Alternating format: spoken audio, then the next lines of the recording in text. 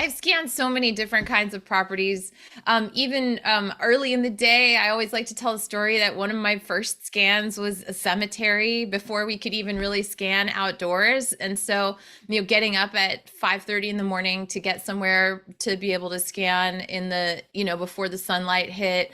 And so I've scanned, large open spaces. I've scanned residential properties, pretty much any property that you can think of, I've probably scanned, and I've scanned them in every condition. I think that's the other thing is that, it could be a property that, is completely shell condition, like the one behind me, or it could be like a beautiful mansion, multi-million dollar mansion that is also, being scanned. And so it has everything to do with the client and the purpose of the content, and really less to do with necessarily us saying, okay, well, we only scan this kind of property.